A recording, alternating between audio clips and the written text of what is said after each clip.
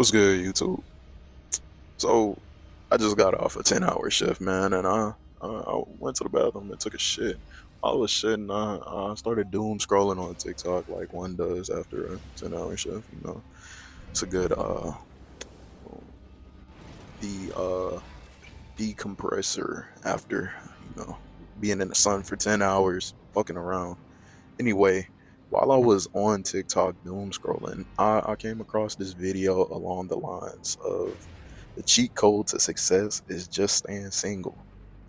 And that inspired today's video. So let's get into it.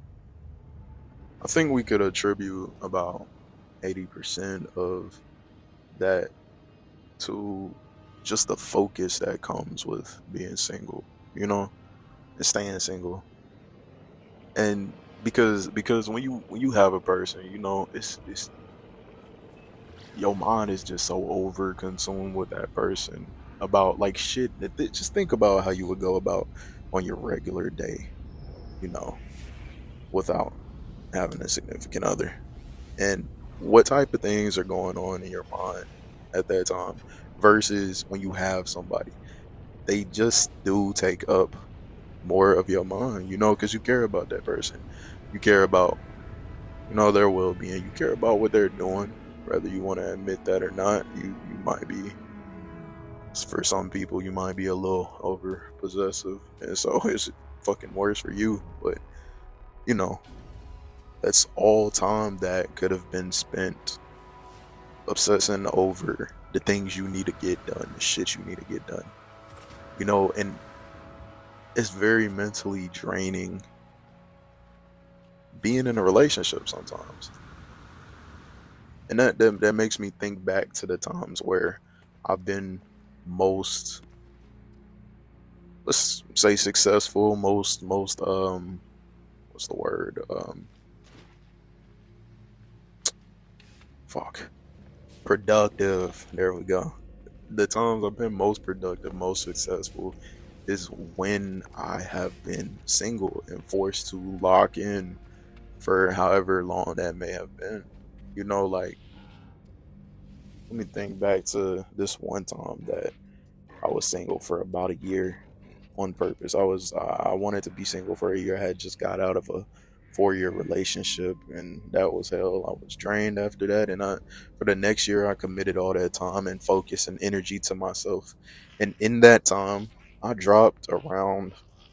I I I, I got the most ripped I've ever been in my fucking life. Honestly, I was the sexiest I've ever been. I was the most focused I've ever been, the most dedicated to school. My grades improved than I've ever been. And regardless, and the world really rewarded me, the universe, God, whatever you want to call it, whatever you believe in, rewarded me the most during that time. Now that I think back to it, those were the most rewarding moments after so much time spent bullshitting in relationships. And that's not the shit on relationships altogether, because the right person the right person wouldn't take you off your focus. Then again, I don't know. I'm raw dogging this, y'all. But then again, I don't know, because that's also been my experience in the past too, with women who were good for me in that point in time, or at least tried their best to be good for me in that point in time. And it's just hard to focus on somebody fully and give them the type of attention and love and affection that they deserve, while also giving that same attention, love, and affection to your craft, to your purpose, to your goals, to your mission. Like, it's it almost feels like it is a one or the other type of ordeal. But I do think that's specific to the relationship. For some people, you might have that significant other that's way more, that understands that, and they can accept that and allow you to do your thing, or y'all's personalities and ways of life just mesh very well. I feel like that's out there, and for the people going through relationships like that, hold that close, man. That's hard to come by out here.